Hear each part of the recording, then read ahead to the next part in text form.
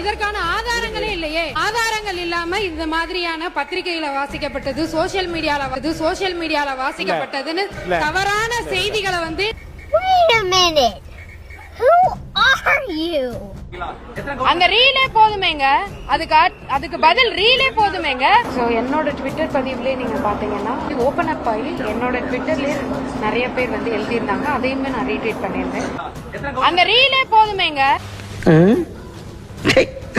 கன்னியாகுமரி மாவட்டத்தில் உள்ள ஒரு அரசு மேல்நிலைப் பள்ளியில் மாணவிகள் ஒரு 3-4 பேர் சேர்ந்து மது அருந்துவது போன்ற வீடியோ தற்போது சமூக வலைதளங்களில் வைரலாகி வருகிறது.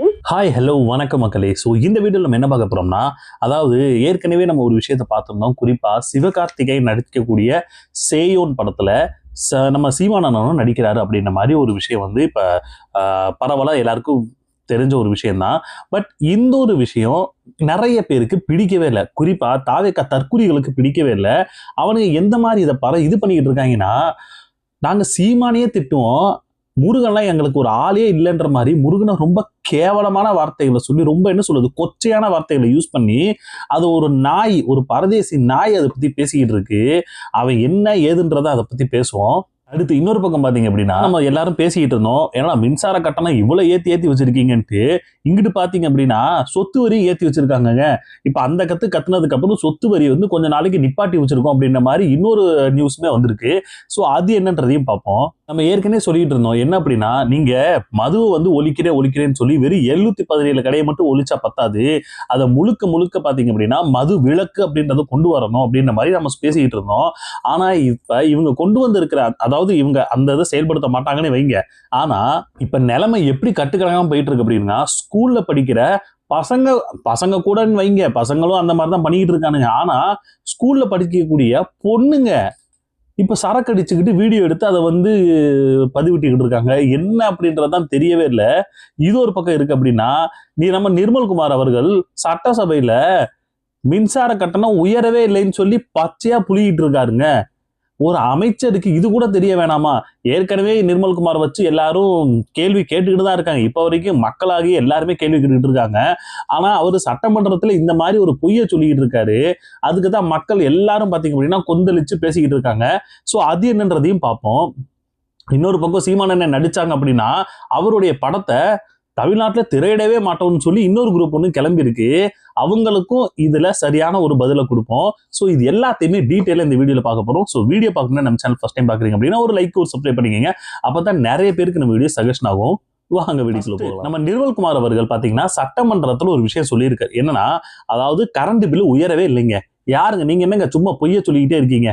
இதெல்லாம் சும்மா ஒரு வேணுக்குன்னு சொல்றது, எங்க மேல வந்து இருக்கிற காண்டில் நீங்க இந்த மாதிரிலாம் பேசி அப்படின்ற மாதிரி நிர்மல்குமார் அவர்கள் சட்டமன்றத்தில் பேசிக்கிட்டு இருக்காரு. மாண்புமிகு முன்னாள் முதலமைச்சர் பேசும்பொழுது மின்சார கட்டணம் உயர்த்தப்பட்டதா சொல்லியிருந்தார். அந்த மாதிரி எந்த வகையிலும் மின்சார கட்டணம் உயர்த்தப்படவில்லை. என்ன சார் இது? எல்லா மக்களும் பார்த்துக்கிட்டு இருக்காங்க. எல்லாருக்கும் இந்த விஷயத்தை பத்தி தெரியும். குறிப்பா எதிர்கட்சியா இருக்கட்டும், ஏன் உங்களுக்கே இந்த விஷயம் தெரியும். இவர் பச்சையா சட்டமன்றத்தில் புலிகிட்டு இருந்தா இவர் பேசக்கூடிய அந்த வார்த்தையெல்லாம் சட்டக்குறிப்புல ஏறுமா ஏறாதா? ஏங்க அந்த டைம் பீரியட்ல மக்கள் இந்த மாதிரி அவஸ்தைப்பட்டுக்கிட்டு இருக்காங்க. நீங்க என்ன சம்பந்தமே இல்லாம வந்து அங்க வந்துட்டு அந்த மாதிரி ஒரு விஷயம் நடக்கவே இல்லைன்னு சொல்லி எப்படி நீங்க பொய் சொல்லிட்டு இருந்தீங்கன்னா, இது மக்கள் கேட்பாங்களா கேட்க மாட்டாங்களா? இதைத்தான் மக்கள் பாத்தீங்க அப்படின்னா, என்ன சார் நீங்க வந்து எங்களுக்கு வந்து இந்த 200 யூனிட் சொன்னீங்களே, அந்த இலவசம் எனக்கு கொடுக்கவே கொடுக்காதீங்க, எங்களுக்கு அது தேவையே கிடையாது, ஏற்கனவே எப்படி இருந்துச்சோ அப்படியே விடுங்கன்னு சொல்லி மக்கள் எல்லாரும் பேச ஆரம்பிச்சிட்டாங்க. ரீசெண்டா ஒரு பொண்ணு பேசினச்சு பாத்தீங்களா, வைஷாலி அப்படின்னு சொல்லி ஒரு துணை நடிகை, அவங்களும் பாத்தீங்க அப்படின்னா இந்த விஷயத்த மென்ஷன் பண்ணியிருக்காங்க. ஏற்கனவே இருக்கிற 100 யூனிட்டே இலவசமா கொடுங்க போதும், நீங்க 200 யூனிட் எதுவும் கொடுத்து எங்களுக்கு தள்ள வேணாம் அப்படின்ற மாதிரி அவங்க ஒரு பக்கம் பேசி இது பண்ணிட்டு இருக்காங்க.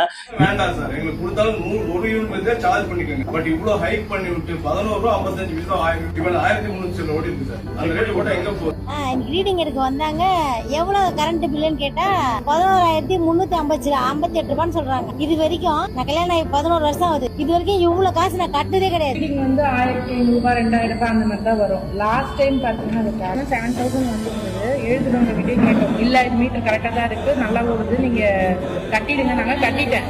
இப்ப பார்த்தா இந்த 2 மாசத்துல 29,500 ரூபாய் வந்துருக்கு. எப்படி 7,000 ரூபாய் 29,000 ரூபாய் ஓடும்? இதுதான் நிதர்சனமான உண்மை. சட்டமன்றத்தில் எங்க நீங்க அதை பத்தி வந்து அப்படி ஒரு விஷயமே நடக்கலன்னு நீங்க போய் சொன்னாலும் அது வந்து நடக்கிற விஷயமா? மக்கள் எல்லாம் சொல்ல ஆரம்பிச்சிட்டாங்க. ஏங்க ஃபர்ஸ்ட் 1000 ரூபா பில்லு வந்துகிட்டு இருந்துச்சு, போன மாசம் என்னன்னா 7000 வந்துச்சு, சரி நீங்க கட்டுங்க இது சரியாயிரும்லாம் சொல்லிட்டு இருந்தாங்க. 7000 கட்டி முடிச்சதுக்கு அப்புறம் தான் தெரியுது எங்களுக்கு வச்ச ஆப்பு. ஏன்னா 7000 அப்படி 29,000 எங்களுக்கு கரண்ட் பில்லு வந்திருக்குன்னு சொல்லி அந்த மக்கள் போராடிக்கிட்டு இது பண்ணிக்கிட்டு இருக்காங்க. எங்க 1000 ரூபா வந்த இடத்துல 29,000 எவன் கட்டுவான்? யோசிச்சு பாருங்க. 29,000ன்றது ஒரு மாசத்துல ஒரு ஒரு வீட்டுல ஒரு நடுத்தரமான இருக்கிற வீட்டுல ஒருத்தவங்களோட சம்பளங்க அது 30,000. அது நீங்க கரண்ட் பில்லு கட்டுன்னு சொன்னா குழந்தை இருக்கும், பொண்டாட்டி இருப்பாங்க, குழந்தைக்கு பால் வாங்கணும், மற்ற மளிகை சாமான் அவ்வளோ இது இருக்கு. எல்லாத்தையும் சம்பளம் வாங்கிட்டு அப்படியே உங்க கரண்ட் பில்லை கட்டுறதுக்கு மட்டுமே நாங்க சம்பளம் வாங்கிட்டு இருக்காங்களா? என்னங்க பண்ணிட்டு இருக்கீங்கன்ற மாதிரி தான் இருக்கு. எல்லாம் பார்த்து அடுத்து இந்த மாதிரி மின் கட்டணம் தான் உயர்ந்திருக்குன்னு பார்த்தா சொத்து வரியும் ஏற்றி வச்சிருக்காங்க. 300% ஏற்றிருக்காங்க. அதாவது 800 ரூபா எந்த இடத்துல நீங்க கட்டிக்கிட்டு இருந்தீங்களோ 800 ரூபா கட்டிக்கிட்டு இருந்த இடத்துல 6,000 ரூபா கட்டுற மாதிரி ஒரு விஷயத்த கொண்டு வந்து விட்டுருக்காங்களாம். 800 ரூபால இருந்து 6,000 எங்க போறது? எனக்கு ஒரு விஷயம் புரியவே இல்லை. இத விஜய் அவர்கள் ஏற்கனவே ஒரு இடத்துல பேசி வச்சிருக்காரு. என்ன அப்படின்னா, அதாவது எல்லாத்துக்கும் வரி போடுறாங்க, எல்லாத்துக்கும் வரி ஏத்திட்டாங்க, சொத்து வரி, மின்சார வரி, அந்த வரி, இந்த வரி, ஏன் குப்பைக்கு கூட வரியை போட்டு வச்சிருக்காரு அப்படின்னு சொல்லி இதுக்கு முன்னாடி இருந்த திமுக அரச விஜய் அவர்கள் அந்த அளவுக்கு பேசியிருந்தாரு. வீட்டு வரியை உயர்த்திட்டாரு, தண்ணி வரியை உயர்த்திட்டாரு, தொழில் வரியை உயர்த்திட்டாரு, விலைவாசியை உயர்த்திட்டாரு, குப்பைக்கு கூட வரி போட்டாரு. இப்படி மக்களோட கஷ்டங்களை மட்டுமே அவர் உயர்த்தி வச்சிருக்கிறார். சென்னையில் சொத்து வரி 3 முதல் 4 மடங்கு அதிகமாக வந்துள்ளதால் மக்கள் பேரதிர்ச்சி அடைந்திருக்கின்றனர். சரியான ஐடியாடா. இப்பத்தே என் வாழ்க்கையில ஏதோ ஒரு மூலையில ஒளி தெரியுதுடா. சார் இப்ப நீங்க மட்டும் என்ன சார் பண்ணி வச்சிருக்கீங்க? நீங்க வந்து அப்படியே பெரிய இதா பண்ணிட்டீங்களோ? மின்சாரம் தான் அப்படியே கம்மி பண்ணிட்டீங்க. யூனிட்டுக்கு வந்து இவ்வளவு வாங்கிட்டு இருந்தாங்க, நாங்க வந்து இவ்வளவுதான் வாங்க போறோம்னு சொல்லி நீங்க எதுவும் வாங்க போறீங்களா? அவன் கதறிட்டு கிடக்கிற. அதாவது கரண்ட் பில்லுக்கு அந்த கதறாங்கடா. சொத்து வரி, வீட்டு வரி எல்லாம் ஏத்தி வச்சிருக்காருங்க. இதுக்கும் மக்கள் பயங்கரமான இது வந்து அப்செட். ஏன்னா இந்த அளவுக்கு எந்த ஒரு கவர்மெண்ட் பண்ணியிருக்க மாட்டாங்க. வந்த ஒரு 100 நாள்ல சாதனை சொல்லிட்டு இருக்கீங்களே. நம்ம யாரு நிதியமைச்சர்லாம் படிச்சாரு, 15,000 கோடி வந்து இது பண்ணியிருக்காங்க அப்படின்ற மாதிரி. இப்படி மக்கள்கிட்ட இருந்து புடுங்கினா 15,000 கோடி என்ன 1,00,000 கோடி கூட நீங்க கொண்டு வரலாம். மக்கள்கிட்ட இருந்து புடுங்கிட்டே இருந்தா மக்கள் என்னதான் பண்ணுவான் பாவம். இந்த மாதிரி பலவிதமான, இந்த வரி மட்டும் கிடையாது, நான் என்ன சொல்றேன், இன்னும் நிறைய வரி போடுங்க. வரியை போட்டு அதாவது கவர்மெண்ட் கஜானாக்கு இவ்வளவு பணம் வந்துருச்சுன்னு சொல்லி வந்து அதையும் கணக்குல காட்டி பெருமை பீத்திக்கங்க. அதாவது நார்மலா ஒரு விஷயம் என்ன தெரியுமா சொல்லுவாங்க, ஒரு மக்களுக்கு வரி போடணும் அப்படின்னா வரி எந்த மாதிரி இருக்குன்னு சொல்லி நம்மளுடைய இலக்கணத்துல ஒரு இலக்கியத்துல இந்த விஷயம் வந்திருக்கு. என்ன அப்படின்னா, மக்களுக்கு வந்து இப்ப ஒரு மரத்துல கனி புடுங்கலாம், எப்படி அதாவது நமக்கு தேவையான விஷயங்களை வந்து நம்ம எப்படி வாங்கணும் அப்படின்னா, இலை உதிரும், காஞ்ச இலையை வந்து நம்ம இது பண்ணிக்கலாம், காஞ்ச குச்சியை வந்து நம்ம எடுத்துக்கலாம், பழங்கள் பறிச்சுக்கலாம். இது வந்து நார்மலா நடக்கக்கூடிய விஷயம். இதை வந்து இதனால மரத்துக்கு எந்த ஒரு சேதாரமுமே கிடையாது. அந்த மாதிரி தான் ஒரு நாடு வந்து வரி அப்படின்றது வந்து இப்படித்தான் நம்ம எடுக்கணும் அப்படின்ற மாதிரி நம்ம இலக்கியத்துல இந்த விஷயத்த சொல்லியிருக்காங்க. ஆனா நீங்க என்னடானா, நான் வந்து இலையும் வாங்க, இது காஞ்ச இலையும் எடுக்க மாட்டேன், காஞ்ச குச்சி எடுக்க மாட்டேன், பழத்தையும் பிடுங்க மாட்டேன், டைரக்டா மரத்தை க்ளோஸ் பண்ணிடுவேன்ற மாதிரி தான் இப்ப வரியை போட்டுக்கிட்டு இருக்காங்க. ஸோ அடுத்து பாத்தீங்கன்னா, நம்ம கீர்த்தனா மேடம், தொழில்துறை அமைச்சர் இருக்காங்களே, அவங்க சட்டமன்றத்தில் ஒரு விஷயத்தை பத்தி பேசியிருக்காங்க. என்ன அப்படின்னா, எதிர்கட்சி ஒரே ஒரு கேள்விதான் கேட்டாங்க. என்ன அப்படின்னா, ஓசூருக்கு பக்கத்துல, அதாவது ஆந்திரா பார்டரும் இந்த பார்டரும் வருது. ஸோ அந்த மாதிரி அந்த பார்டர்ல ஆந்திரா கவர்மெண்ட் ஒரு ஏர்போர்ட் கட்ட போறாங்க அப்படின்ற மாதிரி ஒரு விஷயத்த சொல்லி, அப்படி ஏர்போர்ட் அங்க வந்துச்சு அப்படின்னா இங்க இருக்கிற தொழில்துறை எல்லாமே பாத்தீங்கன்னா, தொழிற்சாலை எல்லாம் அந்த மாநிலத்துக்கு போயிருமே. இது நீங்க என்ன பண்றீங்க? இந்த மாதிரி ஒரு செய்தி வந்து செய்தித்தாள்ல வந்திருக்குன்னு சொல்லி அவங்க கேள்வி கேட்டா, ஏங்க இதெல்லாம் ஒரு ஆதாரமாங்க? சரியான ஆதாரத்தெல்லாம் நீங்க கொடுக்க மாட்டீங்களா? இதெல்லாம் ஒரு ஆதாரம் நீங்க இதற்கான ஆதாரங்களே இல்லையே. ஆதாரங்கள் இல்லாம இந்த மாதிரியான பத்திரிகையில வாசிக்கப்பட்டது, சோசியல் மீடியால வாசிக்கப்பட்டதுன்னு தவறான செய்திகளை வந்து அந்த அம்மா என்ன சொல்ல வர்றாங்கன்னு எனக்கு இப்ப வரைக்குமே புரியவே இல்லை. ஆதாரத்தை கொடுன்னு கேட்டுக்கிட்டு இருக்காங்க. பத்திரிகை, அதாவது நியூஸ் பேப்பர் அப்படின்னு வந்திருக்கிறதே ஒரு ஆதாரம் தானே. இந்த மாதிரி ஒரு இதுல வந்திருக்குன்னு சொல்றது ஆதாரம் தானே. இந்த அம்மா எந்த மாதிரி எல்லாம் அதாவது இதுக்கு முன்னாடி சொல்லிட்டு இருந்தாங்கன்னா, இந்த அம்மா ஒரு ரீல்ஸ் போட்டு ஒரு விஷயம் சொன்னாங்களே, அந்த ரீல்ஸே போதுமே அப்படின்ற மாதிரி இவங்க சொல்லிட்டு ட்விட்டர்ல வந்து யாரும் கமெண்ட் ஏதோ மெசேஜ் பண்ணியிருந்தாங்களாமா. அதுவும் பாத்தீங்கன்னா இது ஒரு ஆதாரம்லாம் இந்த அம்மா பேசிக்கிட்டு இருந்தாங்க. you. அந்த ரீலே போதுமேங்க, அதுக்கு பதில் ரீலே போதுமேங்க. ஸோ என்னோட ட்விட்டர் பதிவுலேயே நீங்க பாத்தீங்கன்னா ஓபன் அப் ஆகி என்னோட ட்விட்டர்லயே நிறைய பேர் வந்து எழுதியிருந்தாங்க. அதையுமே நான் ரீட்வீட் பண்ணியிருந்தேன். அந்த ரீலே போதுமேங்க. எங்க பத்திரிகையில வருது அப்படின்னா அது வந்து ஒரு எங்கேயோ தெரிஞ்ச ஒரு சோர்ஸ்ல இருந்தா வந்துச்சுன்னு அர்த்தம். அதையே நீங்க எடுத்துக்க மாட்டீங்கன்னா அப்ப இப்ப நீங்க 1 லட்சம் கோடின்னு ஒண்ணு கொண்டு வந்திருக்கீங்களே, அப்ப அந்த 1 லட்சம் கோடி வந்து இன்வெஸ்ட்மெண்ட் பண்ணிருக்கோம்னு சொல்லி பத்திரிகைக்காரன் தானே போட்டிருப்பான். அப்ப பத்திரிகைக்காரன் போட்டா அப்படின்னா அது உண்மை இல்லை. உங்களுடைய இதுபடி உங்க டிசிஷன் படி பத்திரிகையில அதாவது நியூஸ் பேப்பர்ல எது வந்தாலும் அது உண்மை கிடையாது. அப்ப நீங்க 1 லட்சம் கோடின்னு ஒரு முதலீடு பண்ண வந்து இது பண்ணியிருக்கோம் அப்படின்னு சொன்னதும் பத்திரிகையில வந்துச்சு அப்படின்னா அதுவும் உண்மை கிடையாது. அதைத்தானே சொல்ல வர்றீங்க. என்ன மேடம், தொழில்துறை அமைச்சரா இருக்கலாம், அதுக்குன்னு இப்படியா? அடுத்து நம்ம அருண்ராஜ் அவர்கள் இருக்கார்ல, எல்லாரும் அமைச்சர் தான், ஒவ்வொரு அமைச்சரா தான் வந்துட்டு இருக்காங்க. அந்த அருண்ராஜ் அவர் வந்து மருத்துவ கலந்தாய்வு, அந்த சிறப்பு மருத்துவ கலந்தாய்வு அந்த இதுல அவர் ஒரு விஷயத்த பேசியிருக்காரு. அது வந்து ரொம்ப இப்ப வந்து பேசக்கூடிய ஒரு பொருளா மாறிக்கிட்டு இருக்கு. என்னன்னா, அதாவது நார்மலா ஒரு கை கால் வந்து செயலிழந்தவங்களா இருக்கட்டும், ஒரு சில குறைபாடுகள் இருந்தவங்களை வந்து நாம யாருமே ஊனமுற்றவர், ஊனம் உடையவர்கள் அப்படின்ற மாதிரி சொல்லவே மாட்டோம். ஏன்னா அது அவங்க மனசுல தப்பான ஒரு மைண்ட் செட்டையோ இல்ல அவங்களை வந்து வருத்தத்தை ஏற்படுத்துற மாதிரியான விஷயமா போயிடும் அப்படின்னு சொல்லி அதுக்கு சிறப்பான ஒரு வார்த்தையை நம்ம ஆல்ரெடி நம்ம மேக் பண்ணி தான் வச்சிருக்காங்க, மாற்றுத்திறனாளி அப்படின்ற மாதிரி. இந்த வேர்டை கூட அந்த அமைச்சரால சொல்ல முடியாம ஊனமுற்றோர்னு அந்த இடத்துல சொல்லிட்டு இருக்காங்க அப்படின்னா என்ன மாதிரியான அமைச்சர்? சரி, நீங்க வந்து எந்த விஷயத்தையுமே ப்ரிப்பேர் பண்ணாம நீங்க அந்த பேசுறீங்கன்னா கூட ஒரு ஓகேன்னு சொல்லலாம். இவர் ஏதோ ஒரு எழுதி வச்சு படிச்சுக்கிட்டு இருக்காரு. எழுதி வச்சு படிக்கும் போது அப்படி எவன்டாயா உங்களுக்கு வந்து எழுதி கொடுக்குறான்ற லெவலுக்கு நம்மளுக்கு யோசிக்க வச்சிட்டோம். ஏன் அவங்களுக்கு கொஞ்சம் கூட மனசுல சிந்தனையே இல்லையா? ஊனமுற்றோர்ன்ற அந்த வார்த்தை நம்ம யூஸே பண்ணக்கூடாதுன்றதுக்காக தான் மாற்றுத்திறனாளி அப்படின்ற மாதிரி ஒரு வார்த்தையை நம்ம கொண்டு வந்திருக்கோம். அப்ப அந்த மாற்றுத்திறனாளி யூஸ் பண்ணாம நீங்க இப்படி யூஸ் பண்ணி இருந்தீங்கன்னா இது என்னன்னு சொல்றது? ஒரு அமைச்சர் இருக்கிறாங்க அப்படின்னா அந்த அமைச்சருக்கான ஒரு கிரெடிபிலிட்டி இருக்கு. ராணுவ வீரர்கள், எக்ஸ் சர்வீஸ்மென், அதில் பார்த்தீங்கன்னா 10 MBBS கோர்ஸும் ஒரு பல் மருத்துவ கோர்ஸுக்கான ஆணைகளும் நம்ம கொடுத்துருக்கோம். உடல் ஊனமுற்றோர் பிரிவில் பார்த்தீங்கன்னா மொத்தம் 224 இடங்களுக்கு. அந்த விஷயத்து கூட இங்க இல்லாம டைரக்டா ஊனமுற்றோர்னா என்ன அர்த்தம்? யார சொல்ல வரீங்க? அப்படி புரியவே இல்லைங்க. இதுல வேற சிறப்பு மருத்துவ கலந்தாய்வு கூட்டமா? என்னத்த மருத்துவ இது பண்ண போறீங்கன்னு தான் புரியல. முதல்ல அவங்களுக்கு தான் இந்த விஷயம் தெரிஞ்சிருக்கணும். இப்ப ரீசெண்டா பாத்தீங்க அப்படின்னா கரூர்ல வந்து இந்த மாதிரி 41 பேர் இறந்தவங்களுக்கு வந்து விஜய் அவர்கள் வந்து பணி கொடுக்க போறோம், அதாவது அரசு பணி கொடுக்க போறோம்ன்ற மாதிரி ஒரு விஷயத்துக்கு நாம் தமிழரா இருக்கட்டும், டிஎம்கேவா இருக்கட்டும், நீதிமன்றத்துல போய் அதுக்கு வந்து ஸ்டே ஆர்டர் வாங்கினோம். அதாவது நிப்பாட்டினாங்க, இந்த மாதிரி நீங்க கொடுக்க கூடாதுன்னு சொல்லி ரத்து பண்ண வச்சாங்க. இதுக்கு நாங்க வந்து மேல்முறையீடு பண்றோம்னு சொல்லி உச்சநீதிமன்றத்துக்கு போயிருந்தாங்க தாவேகா அரசு. அப்போ தாவேகா போனதுக்கு இப்ப உச்சநீதிமன்றம் என்ன சொல்லியிருக்கு அப்படின்னா, அரசு அவங்களுடைய கொள்கை முடிவுகள்ல நீதிமன்றம் வந்து தலையிடக்கூடாது அப்படின்ற மாதிரி சொல்லி உயர் நீதிமன்றம் ஒரு ரத்து பண்ணாங்களே, அதுக்கு இடைக்கால தடையை போட்டு விட்டாங்க. கரூர் அரசு பணிக்கு எதிரான வழக்கில் உச்சநீதிமன்றம் இடைக்கால தடை விதித்திருப்பதை மற்றுமோர் அண்மைச்செய்தியாக பார்க்கிறோம். எனக்கு ஒரு விஷயம் இப்பவும் குழப்பமா இருக்கு. அரசு பணி வந்து அவங்க கொடுக்குறேன்னு சொன்னாங்க, உயர் நீதிமன்றம் வந்து அது வேணாம் இல்ல ரத்து பண்ணுச்சு. இப்ப உச்ச நீதிமன்றம் உயர் நீதிமன்றம் கொண்டு வந்த அந்த இடைக்கால தடையை போட்டு விட்டாங்க. எல்லாம் எவ்வளவு குழப்பமா இருக்கு பாருங்க. இப்ப என்ன சொல்ல வராங்க அப்படின்னா, நீங்க வந்து ரத்துன்னு சொன்னீங்களே, அது கிடையாது, இடைக்கால தடை நாங்க அதுக்கு போடுறோம். இப்ப அரசு வந்து நீங்க என்ன பண்ணுவீங்களா பண்ணலான்ற மாதிரி ஒரு விஷயத்த சொல்ல வச்சிருக்காங்க. அதாவது யாராச்சும் இந்த மாதிரி கும்பலா போய் இந்த மாதிரி ஒரு இடத்துல இந்த மாதிரி ஒரு விஷயத்துக்கு இறந்தாங்க அப்படின்னா அரசு பணி கொடுக்கறது சரி. நீங்க கஷ்டப்பட்டு நீங்க 10 வருஷம் ஆனாலும் சரி 15 வருஷம் ஆனாலும் சரி படிச்சு என்ன பண்ணாலும் உங்களுக்கு அந்த அரசு பணி கிடைக்க போறது கிடையாதுன்றதான் இங்க தெளிவா இது தெரிஞ்சு போச்சு. குறிப்பா உச்சநீதிமன்றமே இந்த விஷயத்தை சொல்லியிருக்காங்க. இதுல நிறைய பேர் வந்து வடவாய்கெல்லாம் எடுத்துக்கிட்டு வருவானுங்க. இவனுங்க சொல்லுவானுங்க, உயர் நீதிமன்றம் தடை போடும் போது மட்டும் நல்லா இனிச்சுச்சுல, உச்ச நீதிமன்றம் இப்படி சொல்லும் போது மட்டும் உங்களுக்கு கசக்குதான்ற மாதிரி கேட்பானுங்க.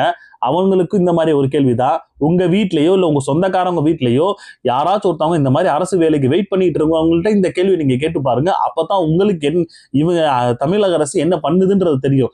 நாங்க அவங்களுக்கு வேலை கொடுக்கறத பத்தி நாங்க எது பத்தி பேசவே இல்லை. நாங்க என்ன சொல்றோம் அப்படின்னா, வேலை கொடுக்குறீங்க அப்படின்னா உங்ககிட்ட எவ்வளவோ நிறுவனம் இருக்கு பிரைவேட்டா, அதுல நீங்க என்ன வேணா நீங்க கொடுங்க. நாங்க அதை பத்தி ஒரு கவலை, ஏன் சிஇஓ போஸ்ட் கூட கொடுங்க, தப்பே கிடையாது. ஆனா அரசு பணின்றது வந்து இன்னொருத்தவங்களுக்கான ஒரு இடம், அந்த இடத்த நீங்க அவங்களுக்கு கொடுக்குறீங்க அப்படின்னா எங்களுக்கு இப்போ வரைக்குமே அந்த விஷயம் புரியவே இல்லை. இப்போ நார்மலா ஒருத்தர் 10,000 ரூபாய் சம்பளம் வாங்கிட்டு இருந்தார் அப்படின்னா நீங்க பிரைவேட்டா 30,000 கூட சம்பளம் கொடுங்க, சந்தோஷமா வாங்கிப்பாங்க, சந்தோஷமா வேலை பார்ப்பாங்க. அரசு பணின்றது வந்து பல வருஷமா எத்தனையோ பேரோட கனவா இருக்கு. அந்த கனவுல மண்ணள்ளி போடுற விஷயத்தான் இப்ப பண்ணி வச்சிருக்கீங்க. இன்னும் என்ன நடக்க போகுதுன்னு தெரியலைங்க. இதுல அடுத்து இந்த முருகன் மேட்டருக்கு வரேன். அதாவது நம்ம சீமான் அவர்கள் வந்து சேயோன் படத்துல, அதாவது சிவகார்த்திகேயன் நடிக்கக்கூடிய சேயோன் படத்துல வந்து நடிக்க போறாரு அப்படின்ற மாதிரி ஒரு விஷயம் வெளியே வந்துட்டு இருந்துச்சு. பட் அபிஷியலா வந்துச்சான்னு கேட்டா அது வந்து டவுட் தான். ஸோ அந்த ஒரு விஷயத்துல இன்னமும் அதுவும் தெரியல. சீமானவர்கள் வந்து முருகனா நடிக்க போறாரு அப்படின்ற மாதிரியும் ஒரு விஷயம் வந்துச்சு. நாமளுமே அதை எடுத்து பேசியிருந்தோம். சப்போஸ் அவர் நடிச்சாருன்னா நல்லா இருக்கும் அப்படின்ற மாதிரி கேட்டிருந்தோம். ஆனா இப்ப இது எந்த மாதிரி ஒரு இதை கொண்டு போயிட்டு இருக்கானுங்கன்னா, மைக்கேல் அப்படின்ற சொல்லக்கூடிய அந்த ஒரு பரதேசி நாய் அது என்ன சொல்லியிருக்கு அப்படின்னா, நாங்க முருகனையே திட்டுவோமா, அதுக்கு ஒரு கொச்சையா வேணா உங்களுக்கு நான் அந்த சைட்ல வந்து அந்த ஒரு இதை போடுறேன், அந்த ஸ்கிரீன்ஷாட்டே போடுறேன், நீங்களே பாத்துக்கோங்க. எவ்வளவு வன்மத்தோட இருந்துச்சுன்னா இந்த நாய் இந்த மாதிரி ஒரு போஸ்ட போடும். பேரு மைக்கிள், ஆனா திட்டுறது யார? முருகனை. நம்ம கடவுள் முருகனை திட்டிக்கிட்டு இருக்கான். அந்த நாயெல்லாம் என்ன பண்றது யோசிங்க. சீமான் நடிச்சார் அப்படின்னா சீமானையும் இது பண்ணுவோம், முருகரே அப்படின்ற மாதிரி ஒரு கொச்சையான வார்த்தையை போட்டு பேசி வச்சிருக்காங்கன்னா எவ்வளவு திமிரு தெனாவட்டு. அதுல அந்த ப்ரொஃபைல் போட்டோல பாத்தீங்கன்னா தான் மிகப்பெரிய ஒரு ட்விஸ்ட். விஜய் அவர்களோட போட்டோ போட்டு வச்சிருக்கான். அப்ப தற்கூரி எல்லாம் இப்படித்தான் இருப்பாங்கன்ற மாதிரி யோசிக்க வைக்கிறானா? அப்படித்தான் பண்ணுவாங்கன்ற மாதிரி சொல்றானா? இந்த மாதிரி ஒரு விஷயம், உண்மையிலே சொல்றேன், இந்த மாதிரி ஒரு விஷயம் நார்த் இந்தியால மட்டும் எவனாச்சும் ஒருத்தன் பண்ணிருந்தா இந்நேரத்துக்கு மத கலவரம் வந்திருக்குங்க. உண்மையிலே சொல்றேன், மத கலவரம் வந்திருக்கும். ஹிந்து அப்படின்றனாலே அவனுங்க பயங்கரமான இதா இருப்பானுங்க. குறிப்பா இந்த மாதிரி அதாவது ஹிந்துவை பத்தி பேசினாலே அவங்க சும்மா இருக்க மாட்டானுங்க. இது இன்னொரு மதத்தை சேர்ந்தவ வந்து ஹிந்து கடவுளை வந்து குறிப்பா இப்ப வந்து நம்ம தமிழ் கடவுள்னு சொல்லிட்டு இருக்கிறதுனால எவனுக்கு எதை பத்தியும் கவலை இல்லைன்ற மாதிரி வைங்க. ஆனா இந்த மாதிரி ஒரு விஷயத்த சொல்லியிருந்தான் அப்படின்னா மத கலவரம் வந்து எவன் பேசணும்னா தெருவுல கூட்டு வச்சு மிதிச்சிருப்பானுங்க. அந்த மாதிரி எந்த ஒரு விஷயமே தமிழ்நாட்டுல ஏன் யாருமே இதை பத்தி பேச மாட்டேங்கிறாங்க. நாம தான் நிறைய பேர் இந்த நம்மளோட இப்ப நாம் தமிழரா இருக்கட்டும், இவங்க தான் இதை பத்தி எல்லாம் பேசிக்கிட்டு இருக்கோம். ஏன்னா சீமானை பத்தியும் பேசியிருக்கான், முருகனை பத்தியும் கேவலமா பேசியிருக்கான்னு. அவனுக்கு கோபம் முருகன் மேலையா என்னன்னு தெரியல. ஆனா சீமானை வந்து ஏதாவது ஒண்ணு பேசணும், அதுக்கு முருகனையுமே நம்ம கேவலமா பேசுவோம் அப்படின்ற மாதிரி பேசி அவைய நம்மளை வந்து என்ன பண்ணிட போறான். நாம தாவேக்கா நம்மளை எவனும் எதுவும் பண்ணக்கூடாது. ஏன் இதே இவன் மைக்கேல்னு சொல்லக்கூடியவன் உங்களுடைய இவன் சார்ந்த மதத்துல இருக்கக்கூடிய கடவுளை இந்த மாதிரி ஒரு ஆள் போஸ்ட் போட்டிருந்தா விஜய் அவர்கள் சும்மா இருந்திருப்பாரா? ஜோசப் விஜய் அவர்கள் சும்மா இருந்திருப்பாரா? சொல்லுங்க, சும்மா இருந்திருப்பாரா? இந்நேரத்துக்கு வேற மாதிரி டிசிஷன் எடுத்திருப்பாரு. ஆனா என்ன, அவன் பேசினது யார? தமிழ் கடவுள் முருகனுங்க. அதெல்லாம் ஒன்றும் பிரச்சனையே இல்லை. அப்படி இருந்துச்சு அப்படின்னா, நீ முருகனே மதிக்கல அப்படின்னா உங்களுடைய தலைவர்னு சொல்லக்கூடிய ப்ரொஃபைல் பிக்சர்ல வச்சிருக்கீல, அவர் எதுக்கு திருச்செந்தூர்ல போய் சாமி கும்பிட்டு வந்தாரு? அவர் தான் கடவுளாவே நீங்க மதிக்கலையேங்க அவரை. வேற இந்த மாதிரி தப்பான கொச்சையான வார்த்தையில நீங்க யூஸ் பண்றீங்க அப்படின்னா விஜய் அவர்கள் எதுக்கு திருச்செந்தூருக்கு போய் அந்த சாமி கும்பிட்டு வரணும்? அப்போ இந்த மாதிரி விஷயத்தெல்லாம் இவன் உண்மையிலே சொல்றேன் மத கலவரத்தை தூண்டிக்கிட்டு இருக்கான். இதுக்கு சரியான தக்க பதிலடி கண்டிப்பா கொடுத்தே ஆகணும். இதுக்கான கேஸ் கண்டிப்பா போட்டாங்க. இது வந்து அவன் வந்து ஆல்ரெடி எஃப்ஐஆர் வந்து இது பண்ண போறாங்க, இதுக்கான கேஸும் கொடுக்க போறாங்க. இது வந்து பயவுல பயங்கரமா ஒரு இடத்துல லாக் ஆகி மாட்டிட்டு முழிக்க போறான் அடி. ஏன்னா உண்மையிலே சொல்றேன், இது மத கலவரத்தை தூண்டக்கூடியான ஒரு விஷயம் தான் பண்ணி வச்சிருக்க அந்த பயவுல. அப்போ இந்த மாதிரி அதான் சொல்றேன்ல, உனக்கு ஒருத்தவனை பிடிக்கல அப்படின்னா உடனே அசிங்கமா பேசுறது, வீட்டு பொம்பளைங்களை பேசுறது, அந்த மாதிரி எல்லாத்தையும் அசிங்கமா பேசுறது, இந்த மாதிரி தானே பேசிக்கிட்டு இருந்தா. இப்ப ரீசெண்டா வைஷாலின்னு அந்த பொண்ணு, அதாவது எலெக்ஷன் முடிஞ்சதுக்கு அப்புறம் விஜய் அவர்கள் கையெழுத்து போட்டதுக்கு ரொம்ப சந்தோஷப்பட்டு வீடியோ போட்டிருந்தாங்க. குறிப்பா அந்த பொண்ணு மேபி டிவி கேக்கு தான் ஓட்டு போட்டிருக்கோன்னு வைங்க. அந்த பொண்ணு இப்ப ரீசெண்டா பேசின விஷயம் என்ன அப்படின்னா, இந்த மாதிரி கரண்ட் பில் இந்த மாதிரி வயந்துகிட்டு இருக்க, இதுக்கு கொஞ்சம் சரி பண்ணுங்கன்னு சொல்லி வீடியோ போட்டதுக்கு பச்சையா திட்டி வச்சிருக்கேன் அந்த பொண்ணை. ரொம்ப கேவலமான வார்த்தைகளை யூஸ் பண்ணி பேசி வச்சிருக்கானுங்க. அப்போ இவனுங்களுக்கு ஒரு விஷயம், இவங்களை பத்தி ஏதாவது பேசிட்டாங்க அப்படின்னா முடிஞ்சு போச்சு. உங்க வீட்டை பத்தி, உங்க வீட்டுல இருக்கிற பொம்பளைங்களை பத்தி அவ்வளோ கேவலமா பேசுவானுங்க. இதனாலதான் இவனுங்களை தற்குறின்னு சொல்றோம். ரொம்ப தற்குறின்னு சொல்றதுக்கான முக்கியமான காரணம் இதுதான். இதுல இன்னொரு விஷயம் பாத்தீங்க அப்படின்னா, முருக பக்தர்களோட அமைப்புல வந்து இப்ப கடும் எதிர்ப்பு தெரிவிச்சிருக்காங்களாம். எந்த விஷயத்துக்கு? சீமானவர்கள் சேயோன் படத்துல நடிச்சாங்க அப்படின்னா தமிழ்நாட்டுல அந்த படத்தை நாங்க ஓட விட மாட்டோம், குறிப்பா இவர் மேல பலவிதமான வழக்குகள் இருக்கு, அதனால இந்த விஷயம் வந்து அவர் நடிக்க கூடாது. யார் நடிக்க கூடாது? நீங்க யார் முதல்ல சொல்றது? நீங்க யார் சொல்றதுக்கு? அதாவது தமிழ்ல தான் முருகனுக்கு தமிழ்ல தான் குடமுழுக்கு நடத்தணும் அப்படின்ற மாதிரி சண்டை போட்டு அதை செயல்படுத்தினவர் சீமானு. இவங்கள யாராச்சும் பண்ணீங்களா? அதுக்கு முன்னாடி சமஸ்கிருதத்தில் தானே இது பண்ணிட்டு இருந்தாங்க. தமிழ்ல தான் பண்ணணும் அப்படின்ற மாதிரி சொல்லி அதை நிறைவேற்ற பண்ணி வச்சது சீமானு. அவருக்கு இல்லாத உரிமை வேற யாருக்கு வந்து சொல்ல வராங்கன்னு பாருங்களேன். அதாவது ராஜ்கமல் தயாரிப்பில் சிவகார்த்திகேயன் நடித்து வரும் செய்யும் திரைப்படத்தில் முருகர் கதாபாத்திரத்தில் சீமான் நடிக்க உள்ளதாக தகவல் வெளியாகியுள்ளது. இந்த திரைப்படத்தில் நடித்தால் தமிழ்நாட்டில் எந்த திரையரங்கிலும் செய்யோன் திரைப்படத்தில் வெளியிட அனுமதிக்க மாட்டோம் என்று முருக பக்தர்கள் அமைப்பு தெரிவித்துள்ளது. மேலும் அந்த அம்மா வரும்ல, அதாவது சீசனுக்கு வந்து அந்த எலெக்ஷன் வந்துச்சுன்னா அந்த சீசனுக்கு கிளம்பி வந்துடும். ஸோ அந்த அம்மாவோடத வச்சு குற்றச்சாட்டுகளை எதிர்கொண்டு ஆபாசமாக பேசும் ஒருவரை முருகர் கதாபாத்திரத்தில் நடிக்க வைப்பது தமிழ் இனத்திற்கு கேடு என்று அவர்கள் கண்டனம் தெரிவித்தனர். பட் இந்த விஷயம் உண்மையான விஷயமானு எனக்கு தெரியல. பட் அவங்க பேசியிருந்தாங்க அப்படின்னா அவங்களுக்கு இதுக்கு முன்னாடி நான் ஒரு விஷயம் பேசினேன்ல, அந்த மைக்கிள்னு ஒரு நாய் பேசுனுச்சுன்னு, அதுக்கு இவங்க வந்து கொந்தளிச்சிருக்கணும். அவங்க கொந்தளிச்சு அவனுக்கு மேல கேஸை போட்டு பயங்கரமான ஒரு எதிர்ப்பு தெரிவிச்சிருக்கணும். ஆனா இவங்க என்னடானா சீமான் நடிக்க கூடாதான். ஏன் நடிக்க கூடாதுன்னு கேட்கிறேன். ஏன் மேல வந்து இதுக்கு முன்ன ஆந்திரால எல்லாம் பாத்தீங்க அப்படின்னா இப்ப ரீசெண்டா ஒரு படம் வந்து நான் வரப்போது, குறிப்பா அது நார்த் இந்தியா முருகன் வந்து நார்த் இந்தியாக்காரர்ன்ற மாதிரி தெரிவிக்க போறாங்கன்ற மாதிரி ஒரு விஷயம் வந்துச்சு. அதுக்கு எதிர்ப்பு தெரிவிச்சதுமே நாம தான். அப்ப அவங்கள்ட்ட நீங்க ஏன் கேட்கவே இல்லை? சார் அது வந்து தமிழ் கடவுள், நீங்க எதுக்கு நீங்க அந்த மாதிரி பண்ணிட்டு இருக்கீங்கன்னு இவங்க யாருமே கேட்டது மாதிரி தெரியலையே. அதுக்கு நாம தான் கத்திக்கிட்டு இருந்தோம். நான் என்ன சொல்றேன், சீமானே கண்டிப்பா அது நடிச்சுதான் ஆகணும். இந்த அளவுக்கு இவங்க பேசுறாங்க அப்படின்னா நம்ம நடிக்கதான் வேணும். அவர் எந்த கதாபாத்திரத்தில் நடிக்க போறாருன்றதே இவங்களுக்கு தெரியல. ஃபர்ஸ்ட் ஆஃப் ஆல் முருகரா தான் நடிக்க போறாங்கன்னு சொல்லி ஒரு ரூமர் கிளம்பிக்கிட்டு இருந்துச்சு. அதையே நம்பிக்கிட்டு நாங்க வந்து ஓட விட மாட்டோம் அப்படின்னா உங்களை யாரு முதல்ல கேட்டா? ஏன் இதுக்கு முன்னாடிதான் எல்லைக்கே படத்தை நடிச்சாரு, நீங்க ஏன் நடிக்கிறீங்கன்னு சொல்லி கேட்டிருக்கலாம்ல. உண்மையிலே சொல்றேன், இவங்களுக்கு கோபம் சீமான் மேல, அவ்வளவுதான். அவர் வந்து எந்த கதாபாத்திரத்துல வேணா நடிக்கட்டும், அவங்களுக்கு வந்து பற்று வந்து முருகன் மேல இருக்கான்னு கேட்டா எனக்கு தெரிஞ்ச அந்த அளவுக்கு இல்ல, உண்மையிலே இல்ல. சீமான் மேல காண்டு. அப்போ இந்த மாதிரி ஏதோ ஒன்று கிளப்பி விடுவோன்னு சொல்லி கிளப்பி விட்டு பண்ணிக்கிட்டு இருக்காங்க. அப்படி பண்றவங்க அப்படின்னா முதல்ல அந்த விஷயத்துக்கு நீங்க எல்லாம் பண்ணிட்டு அதுக்கப்புறம் இங்கிட்டு வாங்கன்ற மாதிரி தான் நம்மளுடைய கேள்வி இருக்கு.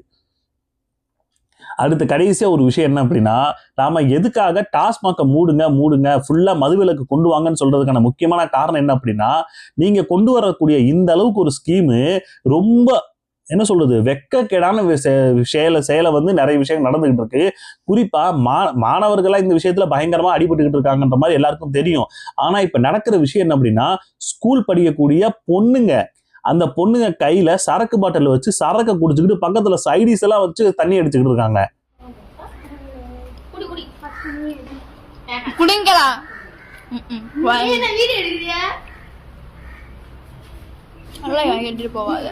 இது எந்த மாதிரியான விஷயம்? இப்பவும் நமக்கு அதான் புரியவே இல்லை.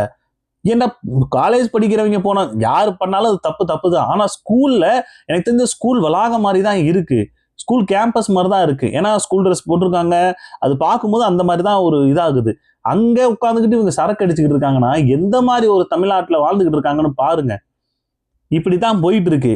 எதுக்காக நம்ம மதுவிலக்கு கொண்டு வாங்கன்னு சொல்றதுக்கான முக்கியமான காரணம் இதுதான். நீங்க ஸ்கூலுக்குள்ளையெல்லாம் வந்து நீங்க சாராயத்தை கொண்டு வந்துட்டீங்க அப்படின்னா, இன்னும் கொஞ்ச நாள் போச்சு அப்படின்னா ஃபர்ஸ்ட் ஸ்டாண்டர்ட் படிக்க போகும்போது கையில வாட்டர் பாட்டில் கொடுத்து விட மாட்டாங்க, குவாட்டர் பாட்டில் தான் கொடுத்து விடுவாங்க. அந்த மாதிரி நிலைமை தான் வரப்போகுது.